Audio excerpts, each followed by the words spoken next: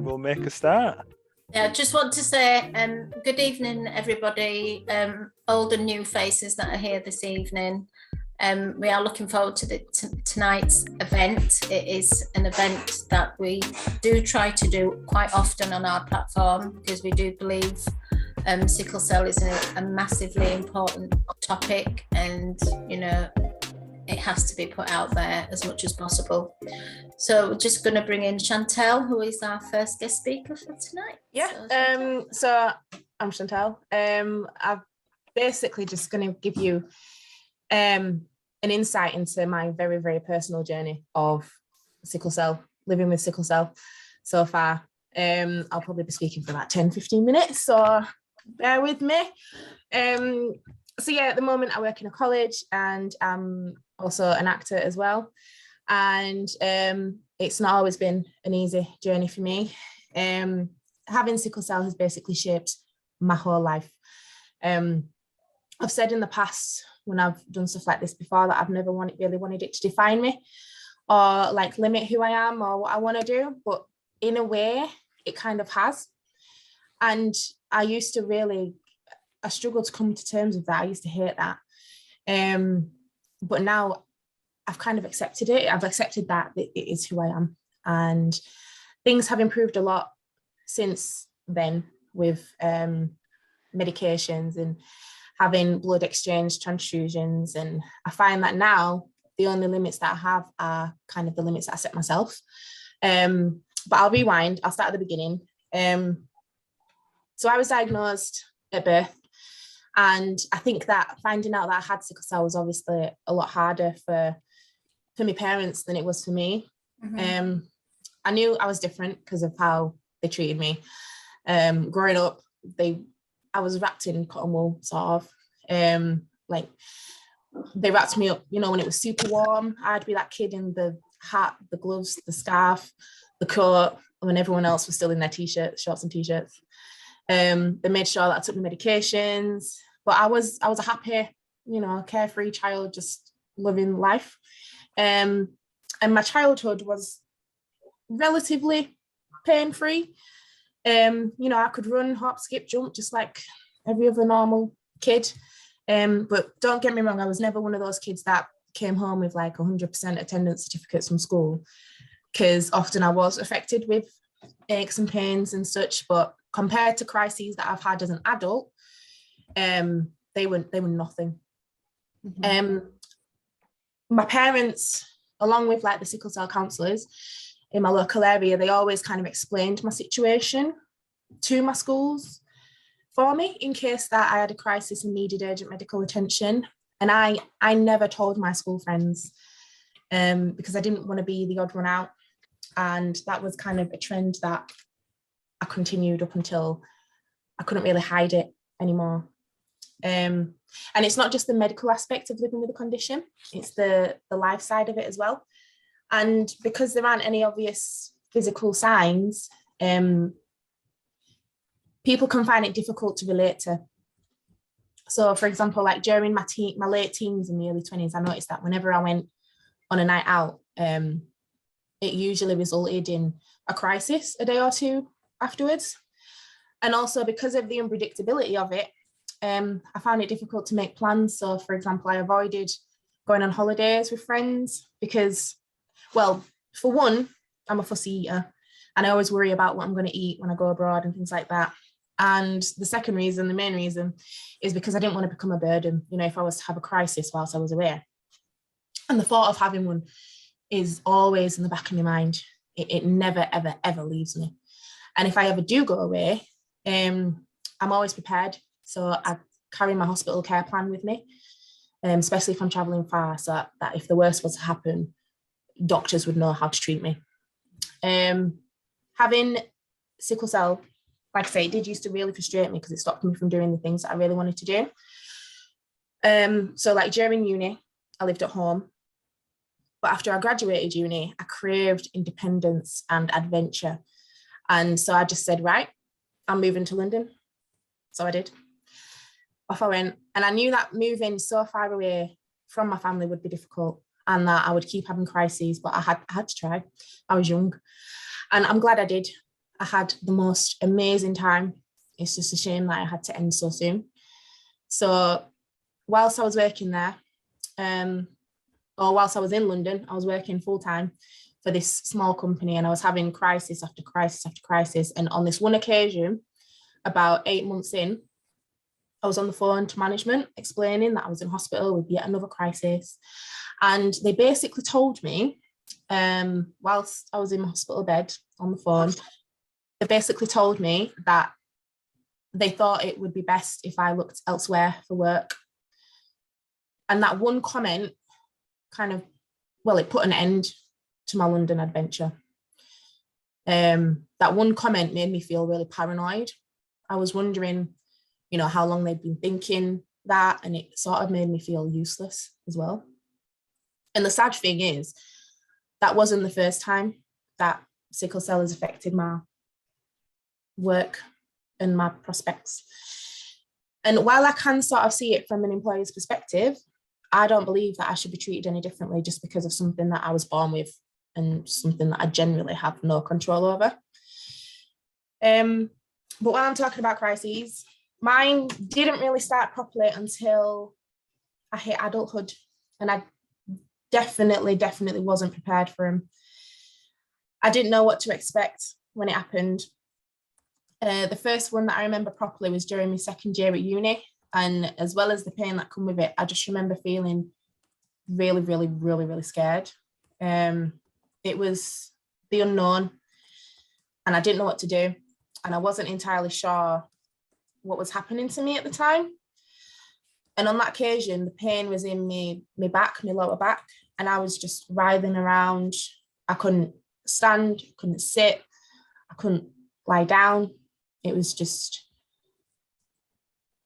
it's hard to find the words to describe sometimes. Even now, I find it difficult just to describe what the pain feels like. Like if I was to say it was just awful, it wouldn't explain the severity of how it felt at the time. But then at one point during this period, it just dawned on me, and I just remember thinking, is this what a crisis feels like? Because I don't remember anybody ever telling me what to expect or what it felt like, but I guess that's difficult because, like I say, even now I struggle to explain what they feel like.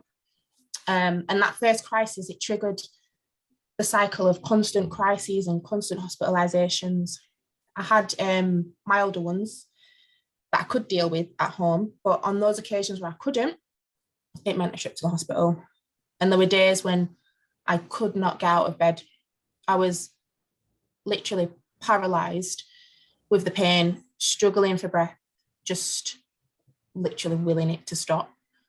And I kept a diary over that period. So over that period of about 3 years during my early to mid-20s, I was hospitalized 22 times, each for about 5 nights on average. And I think my longest stay was about 13 days. But going just a month without being in hospital was very rare for me. And as well as the physical pain, they affected me mentally as well.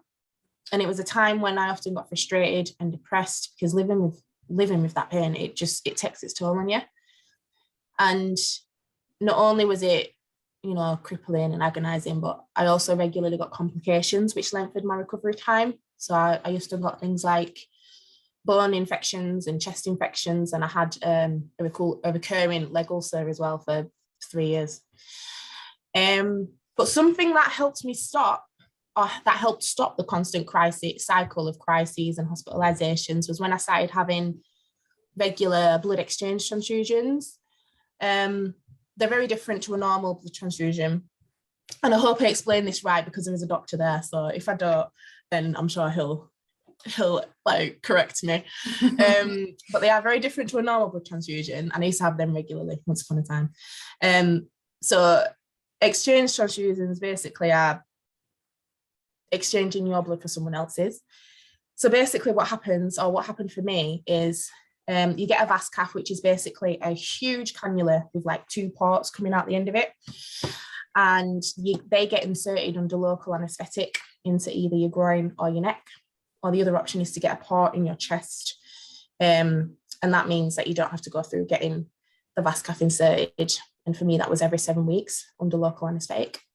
So through one of the parts, my blood was being taken out, put through a machine, and having the sickle cells removed with the clean blood being put back in, or clean sickle-free blood being put back in. And at the same time, through the other part, I was getting 10 units of donor blood put into my body as well. And that was because obviously I was getting less of my own blood back, so I needed topping up at the same time. But having the blood exchanges, even though they were quite intrusive, they honestly, they changed my life. They started not long after I'd moved back home from London, while I was still in the cycle of being in the constant pain and not being able to work either. So having the exchanges, yeah, basically turned my life around. And I noticed the change almost immediately, where I was in a situation where I got really, really cold.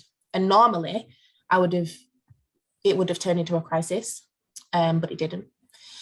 And I did have tiny crises, but they seemed to pass really, really quickly. And I didn't need pain relief generally for them ones either. So yeah, that's why I think blood donors are really, really important. They literally save lives and change lives, especially donors from a Black background where there's a shortage of people who have the same blood type as people who need it, like myself. And if there was a way that I could personally thank every single one of the donors that I've ever had, we'd be here for a very, very long time. But I am genuinely, genuinely grateful for every single one of them. Unfortunately for me though, so I was only able to have the transfusions for about 2 to 3 years, because having the vas caths inserted into my groin regularly left me with a lot of scar tissue. So each time it was getting harder and harder for the surgeons to operate on me. So this meant that obviously there came a time when we had to agree to try another method. To continue having the blood exchanges would have meant that I'd either have to have the vas cath inserted into my neck. And if you know me, I am very squeamish when it comes to, I don't even like having a blood test. So if I was to I wouldn't be able to sit still long enough basically for someone to come at me with a big old needle to stick in my neck. That's just a no-no. And the other option was the port, to have the port fitted into my chest.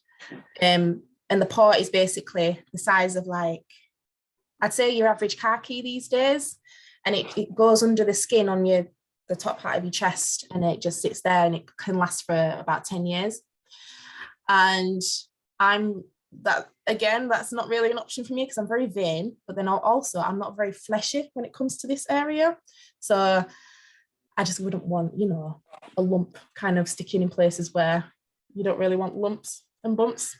But it's not something that I'll fully rule out. It may well be something that I'll come back to in the future. Because like I say, having those exchanges, lifesavers. So in the meantime, I'm taking hydroxycarbamide daily, which is keeping me well and virtually crisis free. But if ever that was to stop working, I would definitely go back to the port option. Because yeah, that's the way forward, I think. But yeah, that's sort of where I'm at right now with my journey with sickle cell. Yeah, living with it's tough. People have called me brave in the past, but I don't see it as bravery. I didn't have a choice really to be going through what I went through, but my journey has got better and easier. And I've kind of put my whole life really into like 10 minutes, but there was a lot more that I could have said, but I don't really want to. We could have gone any kind of route, but yeah, basically these days I try and avoid my triggers, which are stress and cold. But more importantly, I'm just trying to live my life and just make the most of it and live it as full as I can. So yeah, in a nutshell, that is me. Thank you, Chantal. That was great. It was nice getting your perspective of how you live with sickle cell, and you're a young girl as well, young lady now, and to have come through all what you've come through. and stressing as well the importance of blood donation. On our website, we have a constant blood donation advert up there, section, its own little section, because we want to trigger that to anybody that comes to the website and they read our website and they see that blood donation. It might just trigger if it triggers one person's mind and think, oh, maybe I should try and give blood. And they do. That is a result for us, because we know, like you stressed, it is vital. It is so important. Sickle cell sufferers, they need it, you know, and I've told you before, my brother-in-law, he passed away with sickle cell. His 3 other brothers had sickle cell. They've passed away with it as well. I've seen what it does to people, and I've seen the importance of blood donation. So yeah, I really appreciate that, and appreciate how you opened up as well and spoke about how you were made to feel at work, and about how you thought, well, how long have they been thinking like that? All them things to go through your mind, and them sort of obstacles and things to overcome on top of suffering with sickle cell. You know, take my hat off to you. You know, you've done well. So I really, really appreciate you coming here this evening and telling us your story. Oh, thank you for having me. Like I say, it's not easy, but it's a pleasure. It's getting better, so yeah, thank you. Are you open to answering a few questions as well? Yeah, Chantal? yeah, of course. So I don't know if other people have got questions they want to type in the chat or mute themselves. Just put your hand up. Yep. I'll get us started if I can, but you mentioned something I wasn't aware happened. You said the sickle cell counsellors used to speak to the school. Do you want to share a bit more info about that? Yeah, so in Bradford, ever since I remember, there's always been a sickle cell hemoglobinopathy, I think the word is, counsellor. And they're basically like, they work more in the community rather than in the hospital with you. So if ever like there was something, like for example, going to speak to the schools and you needed advice or whatever, it would be them you would call to do that for you. And equally, if there's something like work employment, they'd help you with that as well. Because obviously they know, they're more educated than that. My parents, for example, they just know what they're told, sort of thing, rather than everything that they can pass on to the schools and stuff. So having the counsellors there is really important, in terms of for your own, you're welcome, and thank you. In terms of being able to, I've lost my train of thought now. What was I saying? The school counsellors being able to translate, I think, to the schools. Oh yeah. Yeah. So it's easy, and just having someone in your corner to kind of back you up, essentially, because it's not always, you're not always listened to, especially when you're on your own. And because it is such a misunderstood condition, if I'm explaining something to, or if my parents are explaining something to school, having the counsellors there to, you know, back them up and explain, this is the situation, this is what she needs, this is what you should do, this is who you should call. It kind of just gives it a bit more, it just makes, yeah, it's just good to have them in your corner. So I remember when I was in London, I don't really remember anything or them being as active as the ones up here, but the ones that we've had in Bradford, I can't, honestly, they've been amazing, and literally they'll help you as much as they can whenever they can. Okay, and thanks for sharing that. And my sister is Claire. She's got a camera swithed on, I think, there, yeah. But my nephew's got sickle cell, so we're still trying to adjust to changes. So Claire, you may want to look into that counsellor service. Yeah. Sticking with education as well, Chantal, you mentioned the attendance at university. Did they give you any sort of support as well for that? Uni were amazing, actually. So during my first year, everything was fine. Didn't need to kind of tell anyone. I put it on my application forms and such, so like they knew. But when I first started having the crisis, that's when I kind of thought, this is when I need to be more open. Yeah. and when I might need kind of support and stuff. So I did go to see the disability people at uni, and they literally could not have done more for me. They helped me to access grants that I didn't know I was entitled to, government grants. I ended up getting extra funding and extra kind of support in exams, extra time in exams and stuff like that, and, you know, taxis to and from uni. So that all helped. I didn't use all of it, but having the taxis there, you know, to avoid the cold, so that I wasn't stood at bus stops or train stations, which is where sometimes I would get a crisis because it was too cold out there. Having extra time, because obviously having sickle, you're anemic and you can feel tired and stuff. So that kind of helped. I didn't use it all the time, just when I really, really needed to. Yeah. But yeah, they honestly, they couldn't have done enough for me. I'm glad that I was open with them. And they also got me funding for a laptop, because a lot of the time I had crises and they were in my wrists, so I couldn't type and I couldn't write. So they got me access to a laptop which had software that I could just speak to the computer and it would write my essays for me and things like that. So that also was a lifesaver as well. It made my uni life a lot easier and a lot bearable that they was able to help me like that.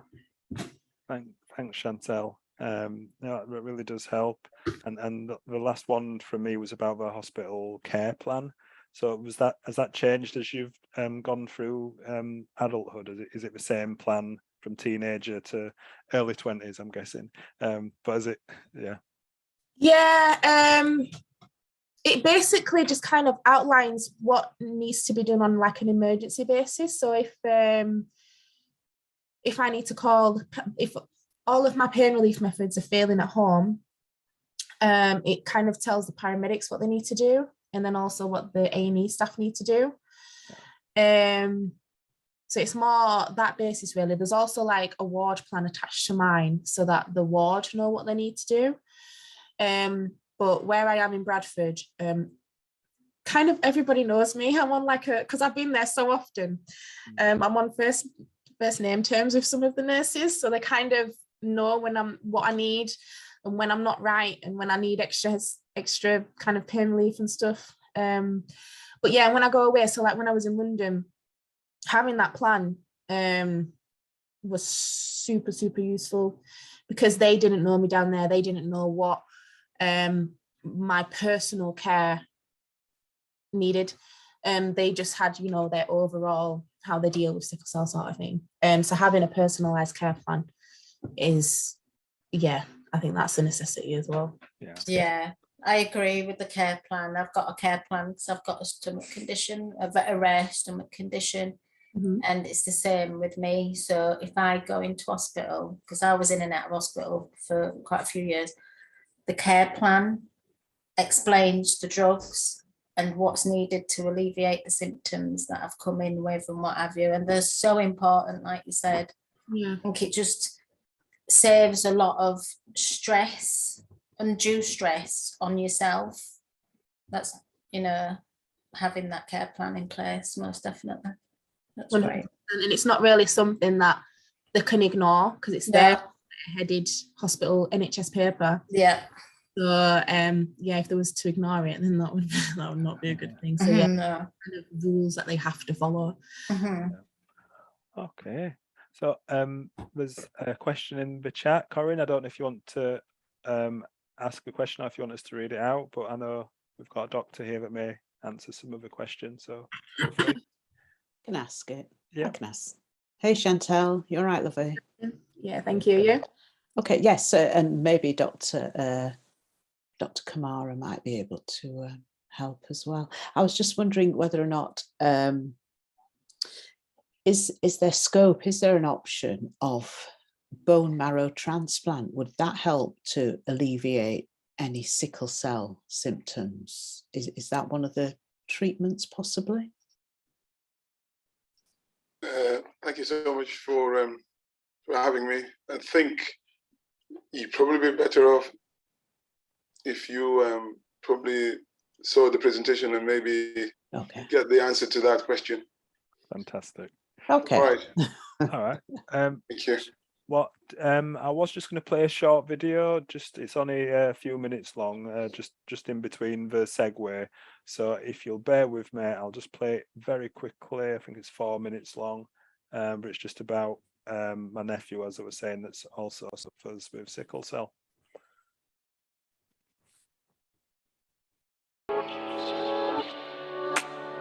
What's your name? Devare. And how old are you?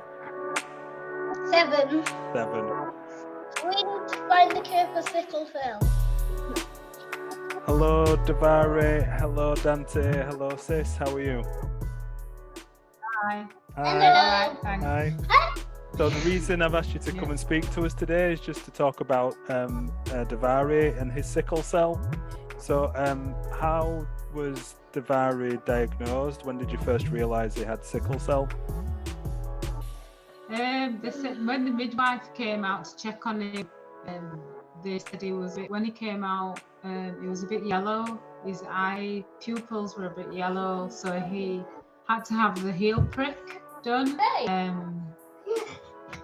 Yeah, and that was done at home. Pick me up. And they checked if it's got sickle cell. Okay. So did they say that he had full-blown sickle cell, or did they say that he had the trait at that stage? No, they said they didn't actually say anything at the stage. They just said that they're just checking to see why he's a bit jaundiced. So they never actually mentioned sickle cell at the time. They just said he was a bit jaundiced. So when they went back and they had the test done with the heel prick, it came back that he was fully blown sickle cell. Okay. And how's it affected his day-to-day life? Hi, Davare. Can't play as long as other children, and sometimes in the summertime he feels cold a lot, don't you?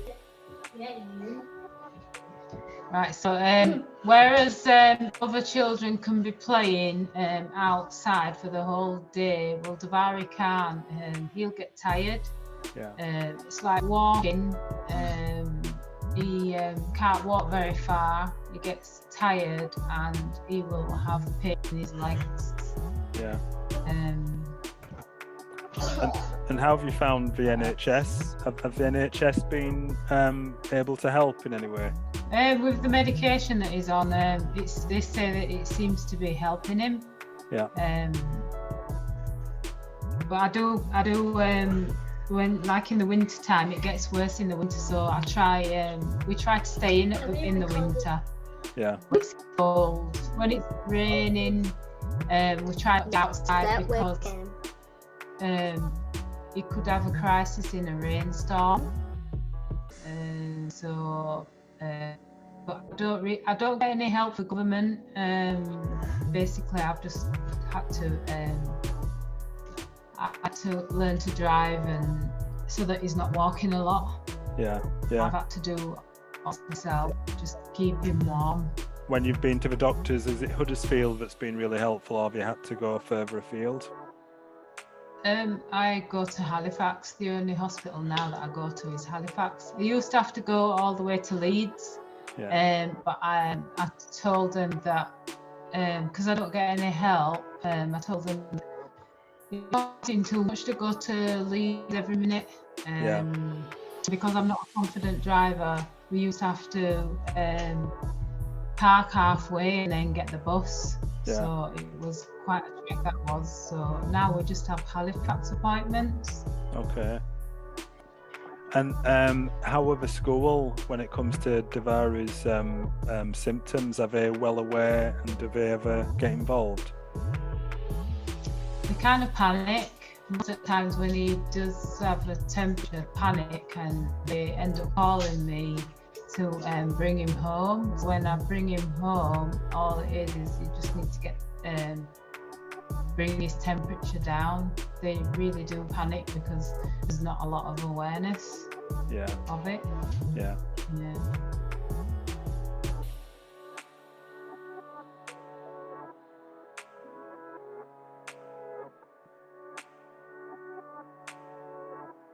Okay. Thanks for your patience there, and thanks, Sis, for taking part in that video. I think at this point we'll bring Dr. Mohammed in, and then if you want to speak as well later during the event, Claire, that'd be really helpful. No pressure. Can I just say something actually? Sorry.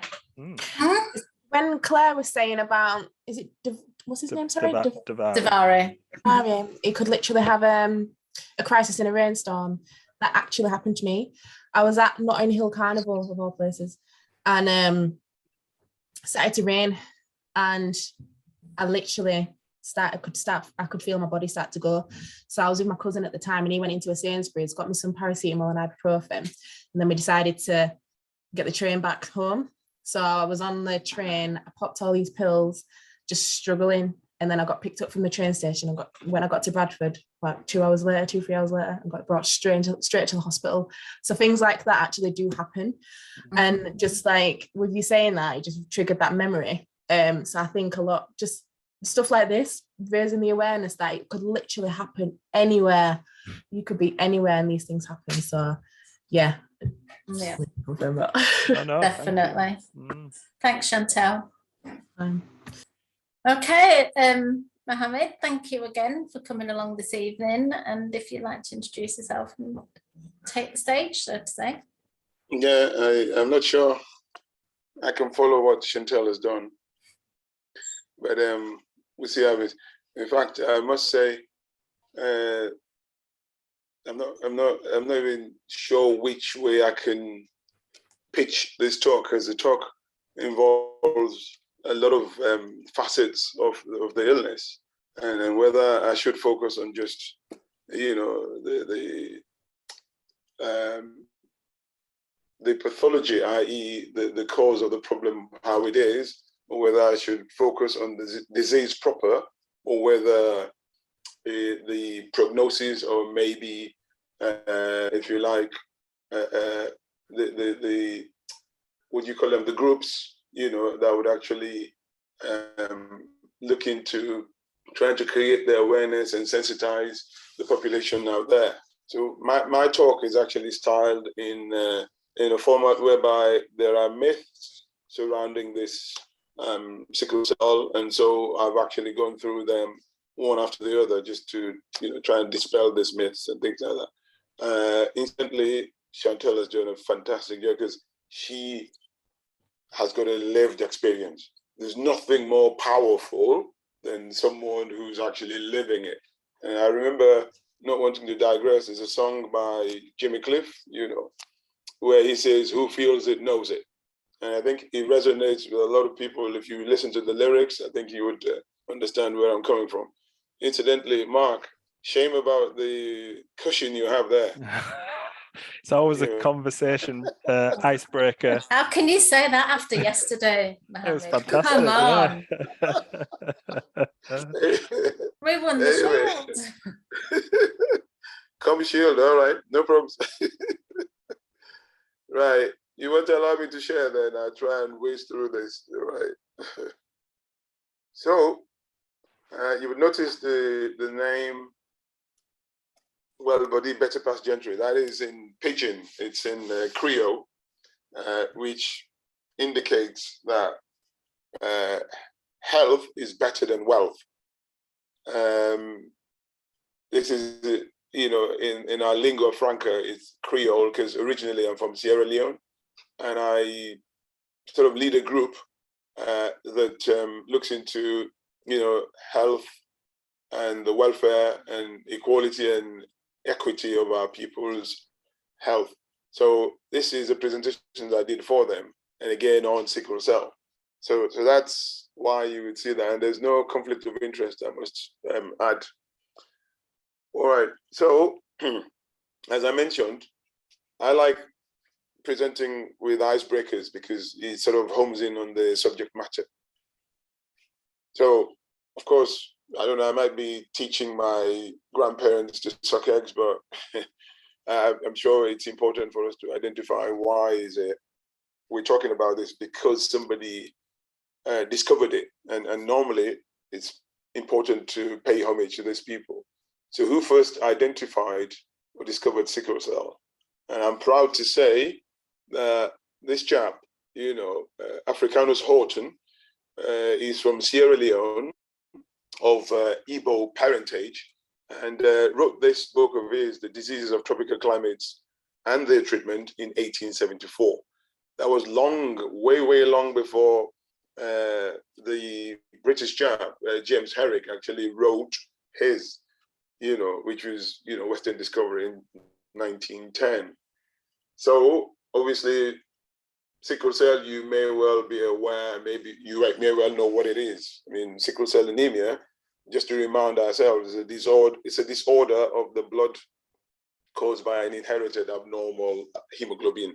Now, hemoglobin is a protein that we have in the blood, which helps to carry the oxygen, you know, and the nutrients to the necessary parts of the body, and take away carbon dioxide after the metabolism has actually occurred. So the waste products are taken away by it, you know, and of course the nutrients are taken to it. So the normal, if you say, lifespan average is 120 days for a red blood cell, because of one thing: they're rounded, as you can see, they're round, so they easily glide through the blood vessels, you know, be it artery or vein. And if you slice it in the middle, that's what you see, something like that. Whereas with a sickle, and aptly named sickle, because you could see that they're shaped like a sickle, and that's where the name comes from. Because they are abnormal, they swell quickly and they are prone to rupturing. Therefore, the possibility of someone with sickle cell having to need renewal a lot more frequently than somebody who's got normal cells, so to speak. So in effect, instead of it being 120, which is 3 times a year, if my maths is correct, it normally would be more than that, maybe 5, 6 times. And that in itself is fraught with its own, you know, risks and problems. So that's the chap we talked about. And on the left there, you can see the guy. If you go into the University of Edinburgh, you'd actually see this plaque in honor of this chap. And as I said, originally from Sierra Leone, of Igbo parents, and the chap on the right is the one that highlighted in 1910. So icebreaker 2 is this myth that only people of African ancestry can have sickle cell disease. Well, lo and behold, although mostly affects people of African ancestry, it is one that is known to affect people from different regions around the world for a few reasons: intermarriages, migration, you name it, you know. So epidemiology-wise, you can see that 5% of the world population harbors all these alleles of the hemoglobinopathies, which is what Chantal alluded to, which means hemoglobin, as we said, is the heme. If you look at it in Latin, heme or HEM is blood, and globin is a protein. And anything that ends in pathies, like you hear pathology and all that, means abnormal. So it's an abnormal protein in the blood. That's what hemoglobinopathies mean. So judging from that, you can see why it's important for us to be actually sensitizing people about sickle cell. So 300,000 children every year, annually, are born with this hemoglobinopathy. And 200,000 children are born in Africa alone with sickle cell disease. So you can understand the significance and the symbolism of why we definitely need to be, you know, not rest on our laurels of what we've gained so far, but actually continue, you know, our quest into the point where we talked about this bone marrow transplant, and even to the point where in vivo, like when the embryo is in mom's belly, where they can actually do some surgery and actually try and ensure that that child's life is fulfilled in terms of, you know, what they achieve. So these are all things that would talk about as we go on, really. But look at the prevalence in Sub-Saharan Africa. You can see that the sickle cell trait is up to 40%. And of course, the disease is equal to or slightly less than 2%, with the highest rates in Ghana, Nigeria, and Uganda. These are facts, they're not made up. So you can find, as I say, because of the migration and of course intermarriages and things like that, you can find sickle cell, you know, in Sub-Saharan Africa, South America, Central America, the Caribbean, Saudi Arabia, surprise, surprise. And of course, in Asia, India, Mediterranean countries as well, like Italy, Greece, and Turkey, have all known to have them. And if you look at that, you'd see that Sub-Saharan Africa, trumps, it leads the way, more than 5 million people. Yeah. So one thing that is poignant, and it's good to remember this, is that I don't know what the link is, but people are saying that wherever you have malaria on the right is probably where you'd have sickle cell. And what's the link is probably for the hematologists, but that's something that they're working on. I think they've looked at that. The belt of the distribution of malaria is one that is reciprocal to, or almost to the one of sickle cell. So icebreaker 3 is this myth about sickle cell being contagious. Sadly, it isn't. It's an inherited disorder, a blood disorder that is inherited. And so what it means is it can be passed from parents to children, not from grandparents, I hasten to add. And it's not because of a curse on the mother or the father. This is just something they themselves have inherited from their fathers and mothers. And so therefore the current child, or the current third generation or fourth or fifth, have actually inherited it from, immediately from the parents themselves. So this is a very important slide. I think this is the slide that actually is the slide of the talk, as it were. You've got the trait and you've got the sickle cell. So if you look at this, what they've done in this slide, which is really good, is that on the left there, you can see the dad being a trait, i.e. is just one gene, one of the genes is faulty, i.e. carrying, and the mother hasn't got it. She's normal. So when they have children, for every pregnancy, there is a 50% chance of the children, i.e., half would probably develop the trait, so they will be born with the trait. And another 50% out of the 100 would actually be normal. So I hope that's clear.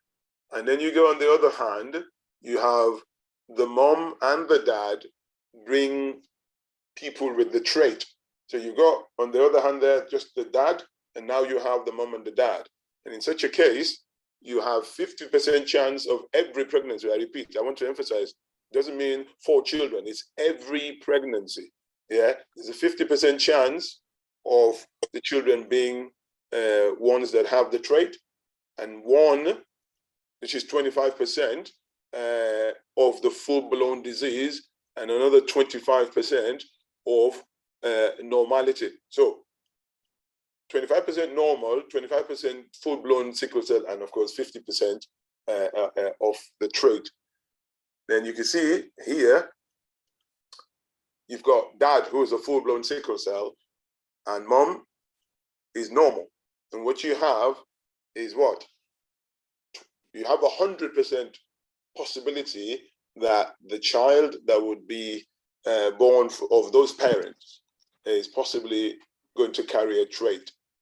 And here you have the dad being a full-blown sickle cell, and mom being a trait. And when they get children, there is the possibility of 50% for every pregnancy being the ones with the trait, and of course the other 50% of the ones who would actually have the full-blown illness.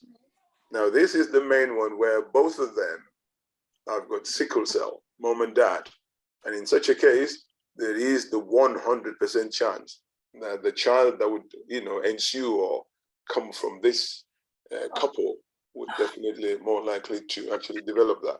So I hope this is clear. I might be speaking too fast because there's a few more slides to go through, but this is the slide of the talk, and maybe we can go back to it if there are any questions.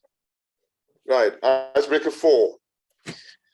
So there is only one type of sickle cell disease. Sadly, there isn't just one.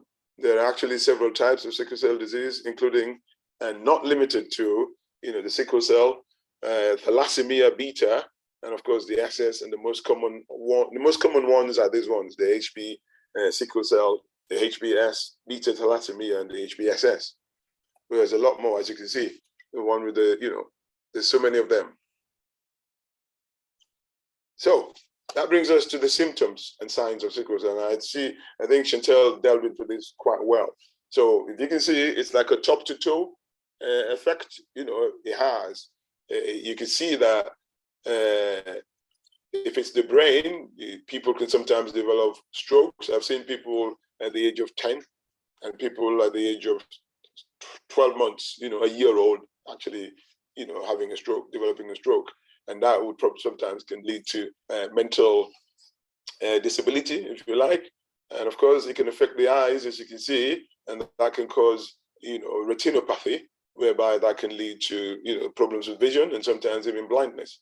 And if you go into the lungs, you can see that there are people, the illness is such that they'll be prone, because of the immune suppression, immune deficiency, they'll be prone to pneumonia.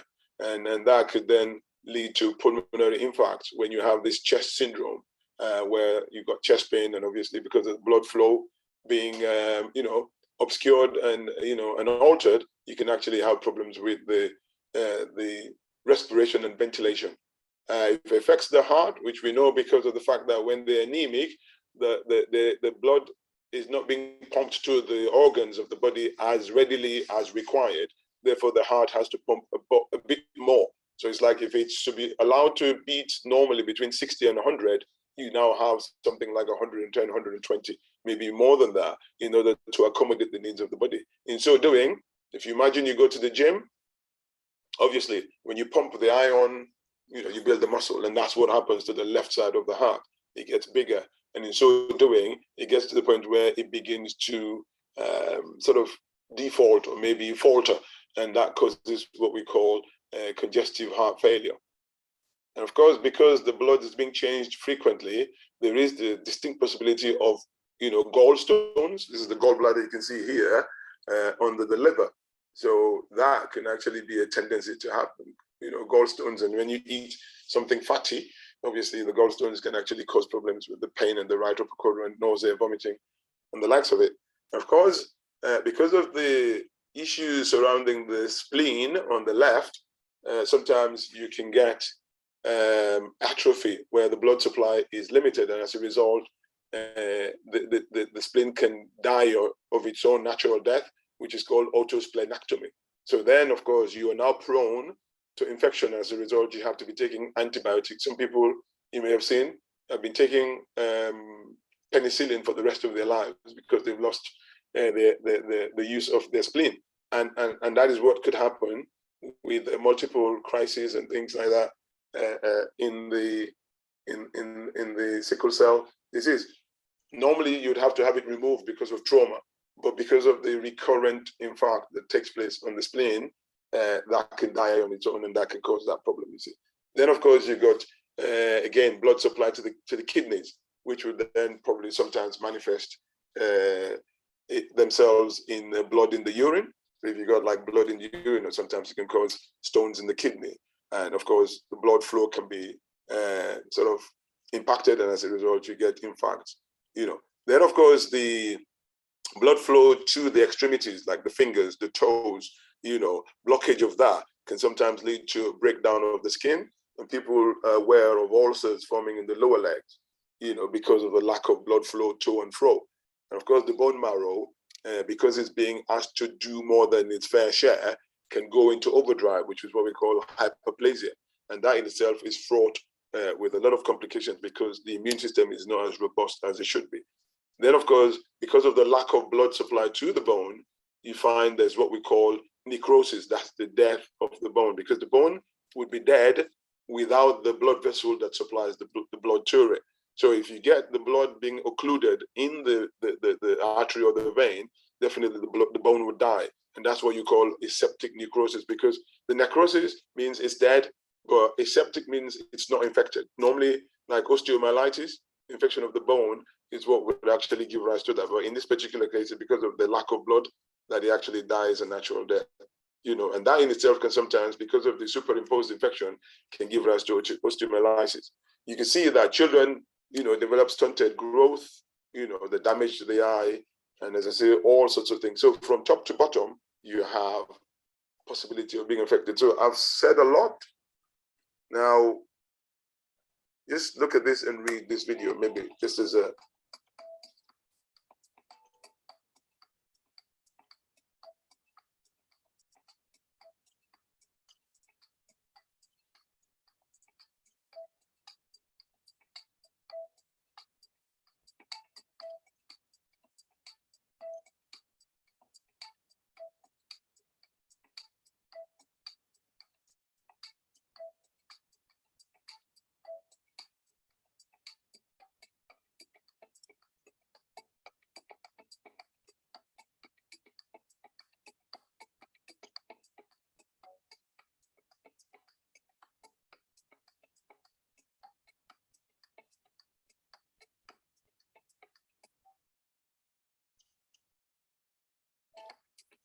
So I hope that was useful. I enjoyed that, and that's why I included it. Then that brings us nicely to the antenatal screening, which is absolutely vital. So when people are sort of thinking about starting families and things like that, and obviously that culminates in pregnancy, it is important to have the antenatal screening, which is offered.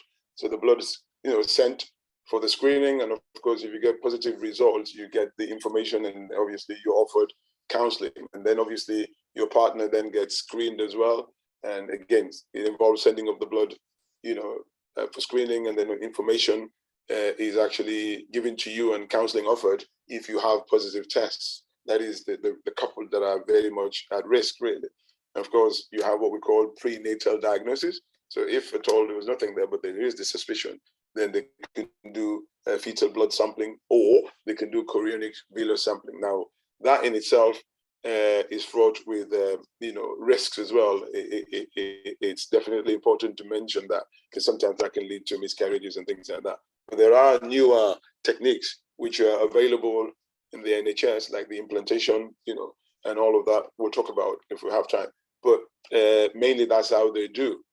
They will tell you, that it's not without risk, but I'm sure you'd understand that wherever you go into something and you sort of aim it at nature has a way of fighting back, really. And of course, if you have a situation where you have an affected fetus, then again, information and counseling, and then of course the parents would have to be informed as to what choices they have, and they would go into making that decision, fully aware, of the possibilities and the options they have, really. So that's just the test, what is done really and how it's done. But I thought it was important, maybe you've got mothers to be here, so it's important to look at sickle cell from the point of view of the infant. The good thing about the infant, i.e. Less than 6 months old, is that the fetal blood is absent in the red cells. So it's only at 5 to 6 months that you normally get the first, or the onset of these, painful swelling of the hand. You can see the difference between the right hand and the left hand there. You can see in the picture is that the right hand is swollen, is shiny, obviously in pain. You can see the little one. And on the left, where it's not affected, you can see that. So that's what we call Bactilitis, and you can see that definitely. But that normally kicks off at 6 months to 2 years. So what you would normally do with these ones is hydration, pain management, and keeping a close eye on them so that it doesn't progress. If it does progress, then obviously you'd want to take them to a hospital where they'll be looked after. So signs and symptoms, as I say, you would see that sometimes if it's the chest, they have, breathing problems, the short of breath, they have increased work of breathing, they might complain of chest pain, and they may develop a fever.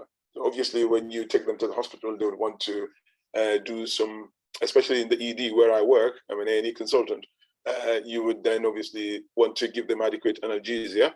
Whilst doing that, obviously, you'd want to get the blood cultures, which is important. That's something they forget most of the time. Because if you give the antibiotics without the blood cultures being taken up front, then what you're doing is you're masking the possibility of yielding that response in terms of the culprit, i.e. the causative bug that would have caused this particular crisis. And of course, painkillers, 100% you need oxygen because they have problem breathing. So most of the time, that's one thing they do as well. They don't give them the oxygen, and it's important to remember that these people, if they have an oxygen saturation of 94, 95%, that is not normal. You need to top it up because it should be in the 98s and things like that.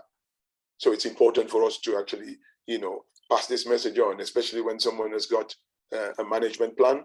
Most of the nurses, sometimes, well, I wouldn't say most, but some of the nurses who are just newly qualified, lack of experience, even those who are just qualified, maybe they have not been exposed to the dangers of sickle cell, would sometimes, underplay the seriousness of this. And as I say, time is of the essence in this particular situation.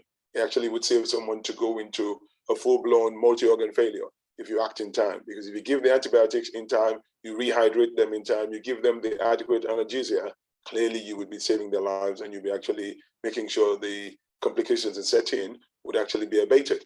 Anemia, as we see, they're being pale. In the darker complexion, in people of color, it's sometimes very difficult. But if you look under the tongue and you pull back the eyelid, the lower one, you probably would appreciate the pallor, And of course, one thing that actually accompanies that is the fatigue, getting tired easily. Again, breathing problems, because they're anemic, they have to compensate for the low blood, as it were.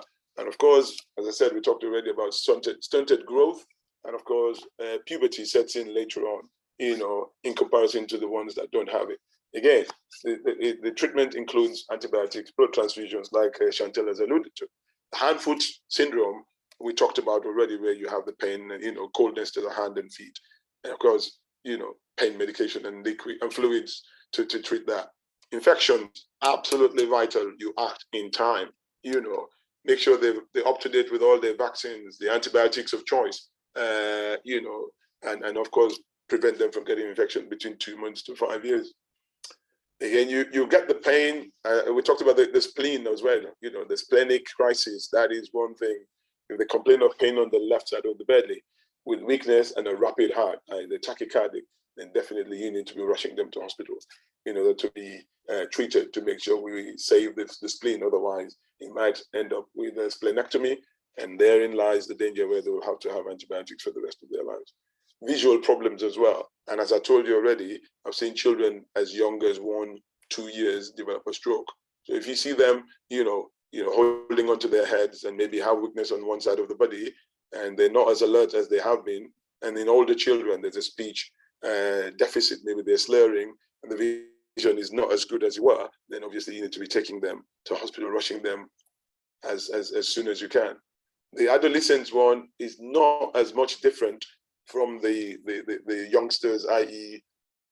the infants, but sometimes they develop this necrosis, which, as I say, is not related to infection. And of course, they can get problems with their eyesight, and of course, the leg ulcers, which we talked about already. But this is the most important thing to remember in the adolescents, the acute chest syndrome. It's a leading cause of death. And I want you to pay particular attention to that. Absolutely vital. Someone's got, full-blown sickle cell, and they're complaining of chest pain, shortness of breath. Please, please, please, and pretty please, rush them to hospital, because you could just save their lives by doing that, And that is something that we don't treat well in the hospitals.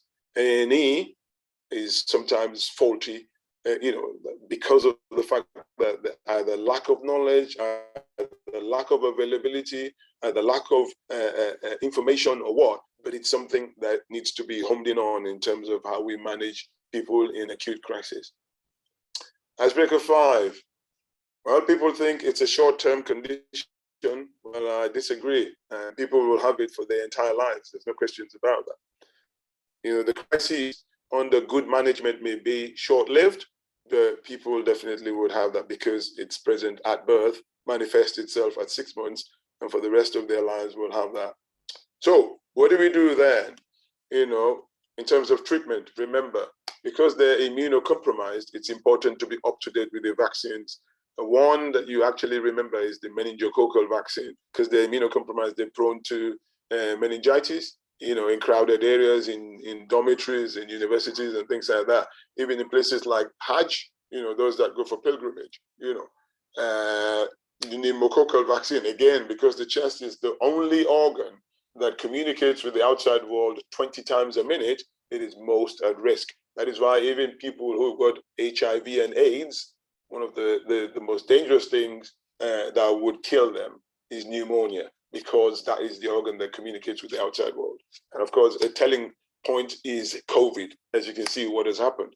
Folic acid is absolutely vital to boost the immune system.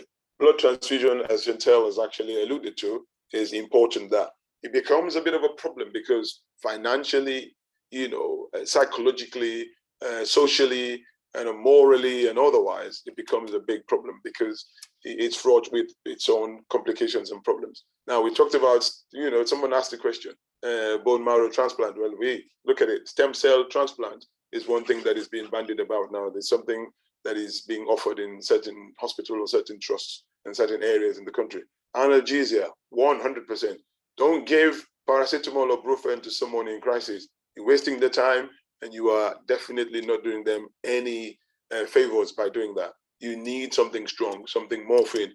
And as I said, don't give it by mouth. Give it through the vein, because it acts a lot quicker. And one thing that person will thank you for is alleviating that pain, relieving that pain as soon as possible. And that is why some of the patients will not go to hospital by themselves.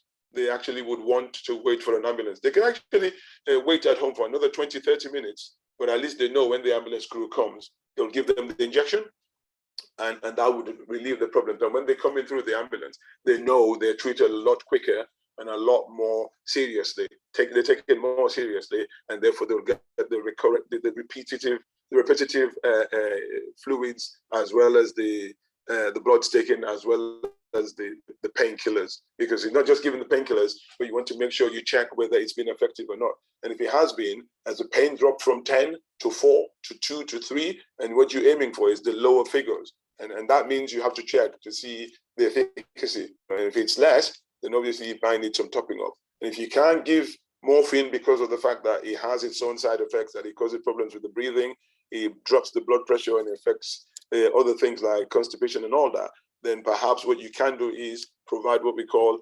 patient-controlled analgesia, where they have the pump on their hands and they can actually, just click on it when the time is right. Ketorolac is another one. And of course, don't forget the antibiotics, which are important there. And of course, hydroxyurea. Now, I don't know whether Chantel has had the use of that, but that's one thing that is very, very common. And it's been known, this is a fact, it's been specifically been known to reduce the recurrence, i.e. the crises that you do have. Hydroxyurea, if you use it properly and you're compliant with it religiously, you actually would have a lower turnover in terms of shortening the remission or stalling the relapses. Erythropoietin obviously is important because it helps the kidneys from failure. That it helps to generate the blood, which is what you require. Some people say Niprosan is a herbal product. I don't recommend that, but I had to put it there for people to have the option and to see what it is. There is also conflicting evidence about magnesium supplementation as a therapeutic measure. The use of clotrimazole, because of the fact that you have superimposed, fungal infections, and so therefore it might improve things. Now, this is still at the research stages, hematopoietic cell transplantation is currently the only curative option for, sickle cell disease patients. But the use of this therapy, as I say, is quite in its early stages. And of course, now, as I told you already, there's gene therapy. It has the potential to be curative, but it's still experimental. So nutrition, as you can see, there's a lot there, and I think people are doing that already. And this is one thing I wanted to just home in on for you to know, the take-home message, as it were. It is when the red blood cell is normal, it's red, and when it's sickle cell affected, you can see it's shaped like a sickle. And as I said, normally 120 days it takes, but then you can see it 10 to 20 days is what that last one. So therefore, there's an increase. So how you get it. You can see that, but 300,000 babies worldwide born with sickle cell disease every year is something to be, addressed, really. There's no questions about that. So if you have got, the ability of being a bone marrow donor or a blood donor, please, do get involved in that, because a lot of people don't know that Denmark Road, just off Wilmslow Road, opposite the MRI, is where the center is, and you can go in there and get that done for you. No questions about that. But look at this. Out of every 12 African American, there is one who carries the sickle cell, trait. And look at the Hispanics, 36,000, and but look at what we have, African American, 12, just 12. So it just tells you. So if there is an emergency, there's pain, swelling, pain in the belly, pain in the chest, pain in the bones and the joints, remember, there is help there. If you get, the jaundice, the yellow tint on your skin, you become, pale, your skin bed is pale, definitely, please, or some maybe acute confusion, slurring of the speech, difficulties mobilizing or talking, visual problems, then please ring your 111 or 911 or 999 that you have. And that would probably save your life. But remember, the belt where you have malaria is where you're likely to have sickle cell. So I'll rest there, and I'm happy to take questions. Thank you so much for having me. I hope I haven't bored you. No, thank you, Mohammed. That was great. And that was ironic, actually, that final sheet that you had there on your presentation, that take home. I actually, because I was doing more reading about sickle cell this week, and I found that, because I thought it was a fantastic informative chart, and I've put it on all our social media platforms this week, leading up to this event, because I just thought it says so much on there, which can be so informative to someone, especially if they don't know about sickle cell. So I was hoping that people would just click on it and read it and just find out a few things even, But yeah, that was fantastic. Well done. Thank you for coming along and sharing that with us. Thank you. I'd echo all of what's just been said, and I don't know if people have got questions, and I've got a couple of daft questions as well, Doctor, so bear with me. But on one of the slides, it talked about the parents of whether you've got the trait or full-blown sickle cell. Does gender have any significance on that? So if it's the female that's got the full-blown or the male that's got the full-blown?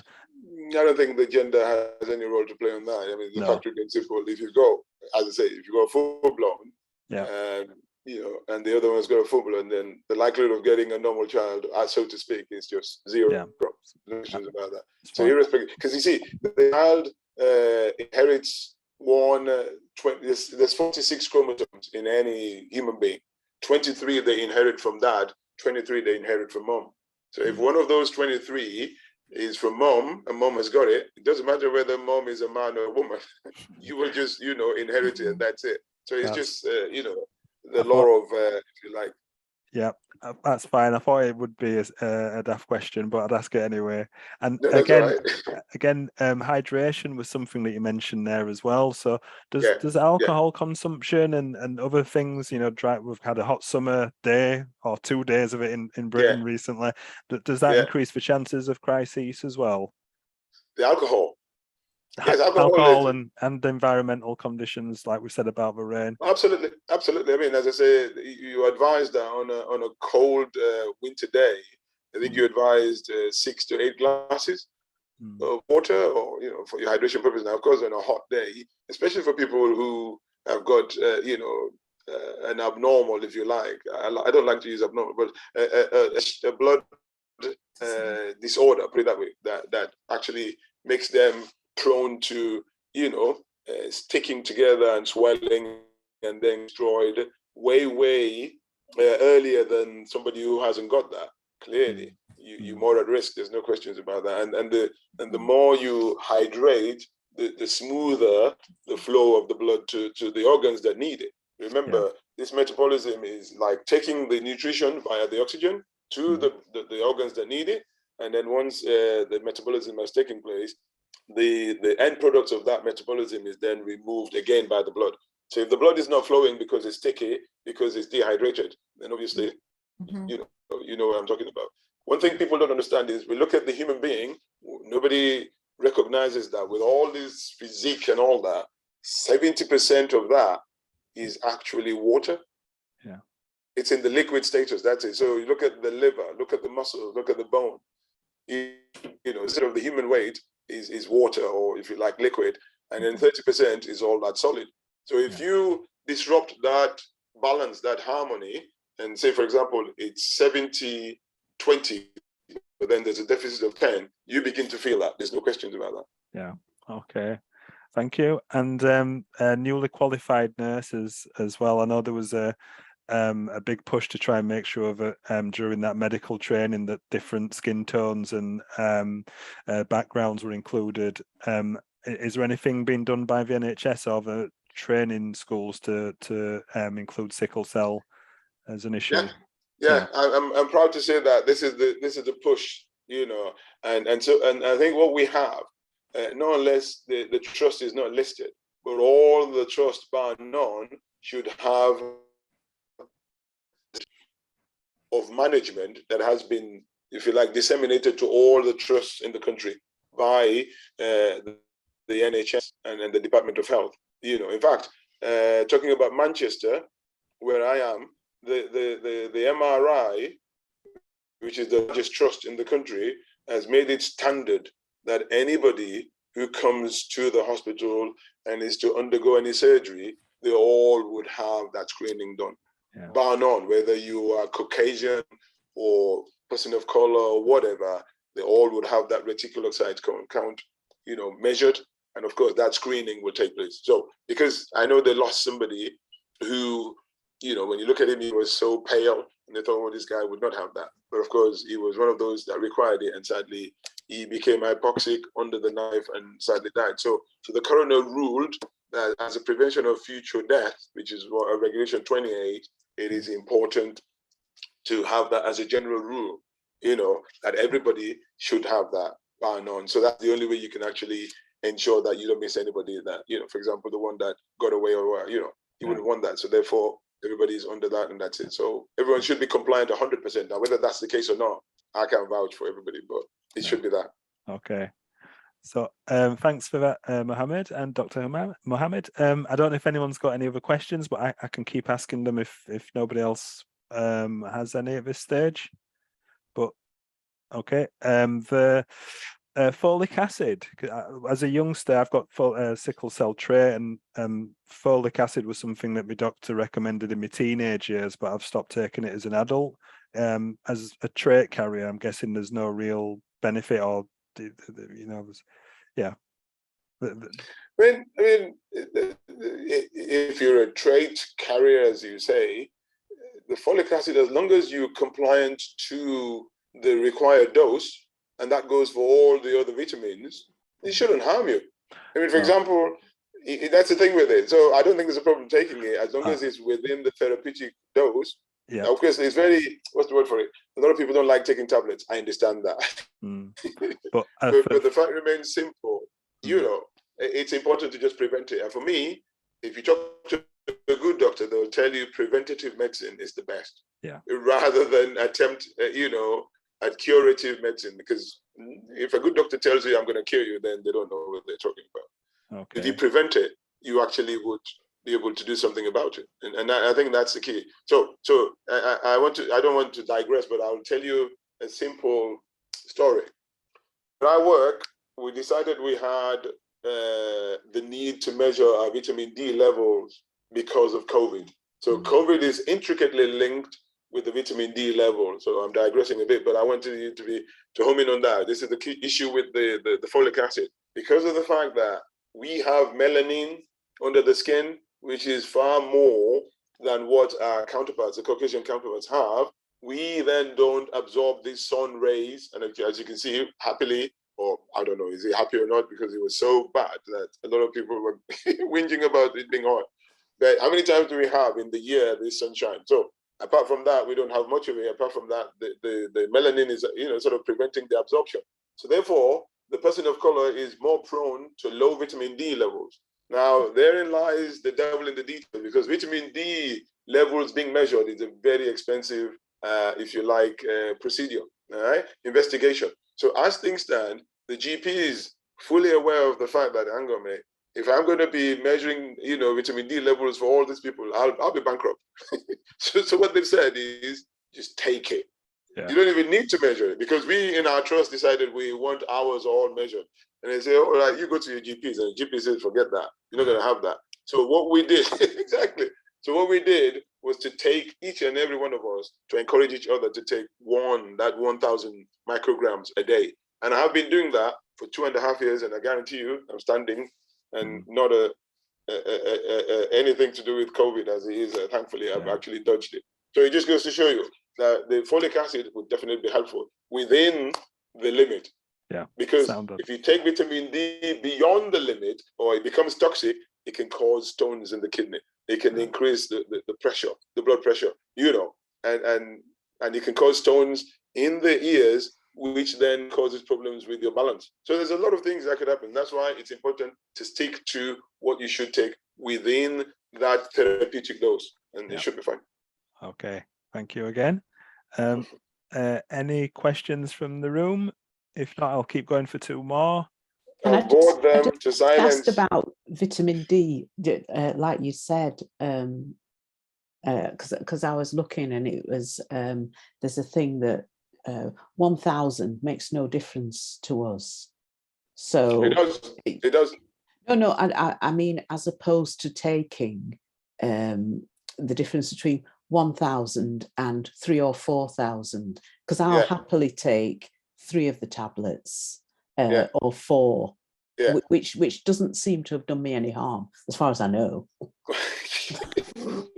well, I mean, it might work, as an individual, it might work, for you. But one thing I know is that there are people who need to be taking 25,000 units a week, for example, 50,000 units, but if it's measured. So people who have that need to take it, then they definitely would have to stick to that until, because I know someone who's taking 25,000 a day until 2 weeks. Thereafter, it got measured again. And of course, it actually had gone up to the point where they were then reduced to like 1,000 to 2,000. So for me, if you don't have any signs of the vitamin D deficiency, sticking to the 1,000 units a day, and for children, 400 micrograms a day would be perfect. No problems with that.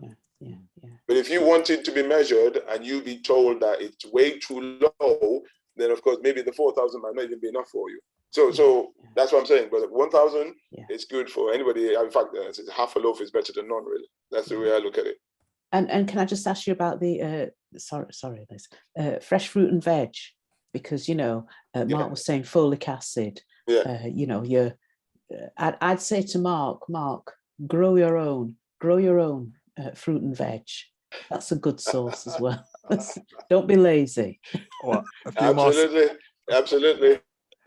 I will see what I can do about a garden box this I couldn't agree more. That's it. Yeah. Good More advice. Good diet. Okay, so I think Liz, did you have? Eniabong, did you have your hand up? Oh, I can't see you. Good evening, everyone. I'm sorry I'm so late. Can you see me? We can now. Yeah, I think I can see the hand here. Hey, evening, everyone. Dr. Mohammed, it's so lovely to see you. And thank you so much. Yes, so I'm pleased to see you.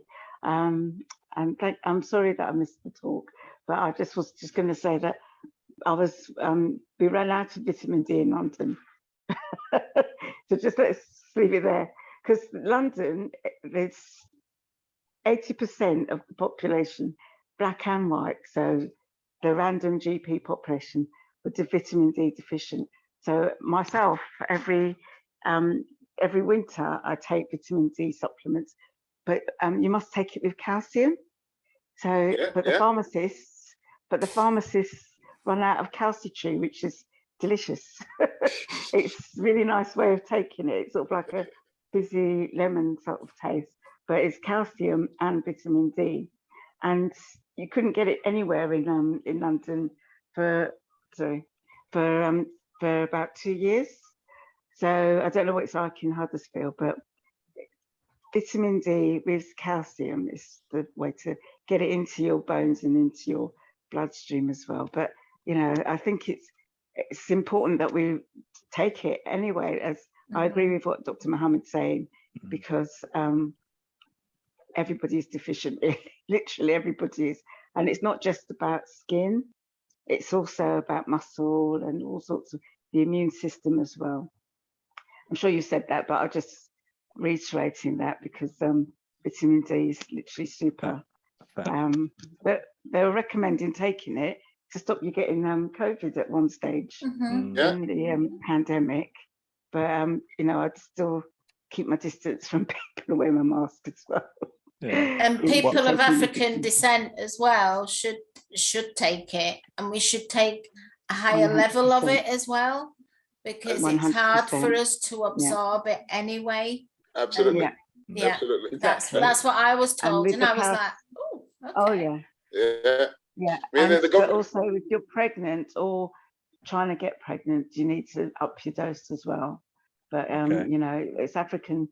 But 20 minutes in the sun, I know you can only do that for 2 days in a year, but 20 minutes with half your arm bare, that should do you for vitamin D if you can't, if the chemist has run out. Thanks, Anibon. That's just my, you know, No, it's a good point, and you made it well. So thank you. I did say I was going to ask all the daft questions today, but I think Chantel talked about the blood transfusions, and obviously we're trying to encourage people to donate. So can either one of you talk about the ratio between somebody donating blood and because I think we give blood in pints or liters rather than units. So how does that work? Is it for one person donating, how much is likely to be needed for a transfusion for somebody with sickle cell? I mean, well, transfusion normally where I am, we don't transfuse anyone who's got a hemoglobin level of more than or above 70. Yeah, so that's it. So that's standard.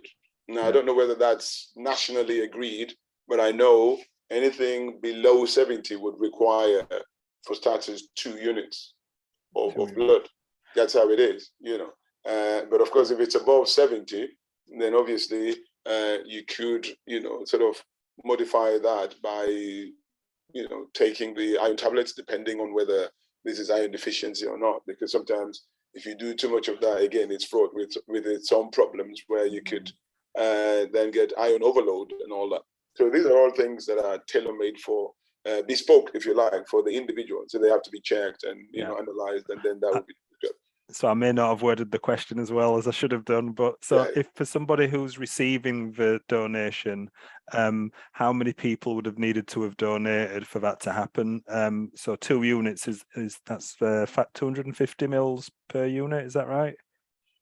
No, I think it's a liter, if you like, because it goes through 4 hours, you know, through 4 hours. The one bag or the 1 unit of red blood cells will take 4 hours. So if you have 2, it's 8 hours. This is because remember, this is cold, you know, and it's going into the body, and it has to be vetted, and you know, you name it, all sorts of tests nowadays, because it just takes 150 drops of that blood. If it's the wrong blood, believe me, it will just completely just kill the kidney, and that would cause all sorts of problems, you know. So they really are very, very stringent in terms of, you know, checking this thing sometimes multiple times, you know, 2 people, another 2 people, and then by the end, it's actually, you know, ensured that there's no possibility of human errors or human factors that are taking place here. So the one bag would definitely last for 4 hours, because it goes like you'd have a normal drip. You know, that's the thing with it. But as I say, if anyone donates blood, I think normally they'll just take it like I think 1 unit, which is normally like a liter and things. I don't think they'll be taking. They wouldn't take anything more than that, because in itself, I don't know. Of course, people who know lawn tennis, that's how I remember it. If you lose like 15 love, you know, and then you have 30 love, you know, by the time you get to 40 love, well, you're definitely in the doldrums. There's no question about that. So 15 love you can cope with, and that's why after giving that, you probably could go to get a very hefty breakfast or something. That's I know when I give it, and they do say as well, because I donate blood every 16 weeks. Women can only donate it. They not donate it less than men anyway, because women have menstrual cycles. But they tell you as well where your blood's gone, which is quite nice, because they'll email you and say, your blood's gone to this hospital, or it's gone you know, wherever in the country. So that's really nice that they do Yes. tell you that as well. So yeah, and It's they good. do. It's encouraging, and it's really reassuring in view of the fact that It you know is. you would have made a difference to that kind of, you know, a person. Yeah.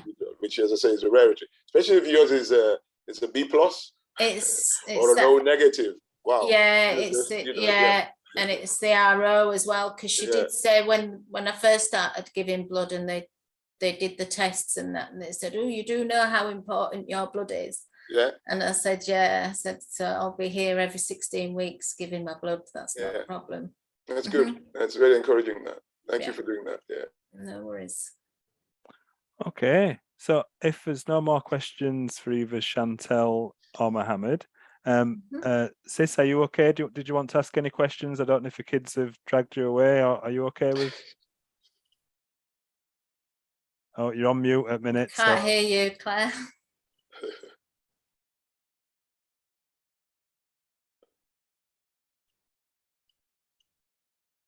She's hovering. Ah, yeah, that's She's it. there.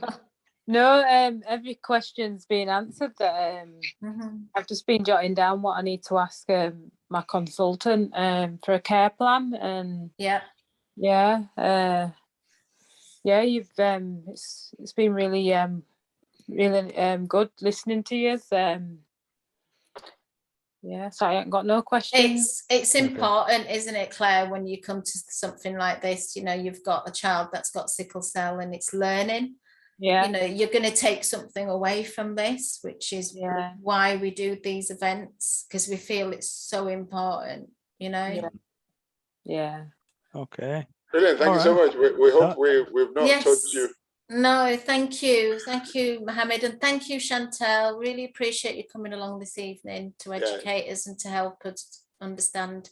She's the star of the show. Thank you. Sickle cell, definitely. Okay, so what we'd normally do at this stage is move to the after hours session, which is just where we have a chat and a catch up for what's happened over the past 7 days. So you're very welcome to stay if you want to, but we understand if you need to leave as well. But yeah, we're just going to talk about the week's events. Right. Well, I'll leave you to that. That's fine. Okay. Thank you so much for having me. All right. Anytime you want my help, by all means, give me a shout. All right. We will do. Yeah. Thank you so much. Bye. I'm going to go as well. Yes. Okay. See you later, Claire. See you later. Bye. Thank you very much for having me, guys. It's been amazing. Oh, it's great. Thank you so much. No worries. Chantel. Chantel. Bye.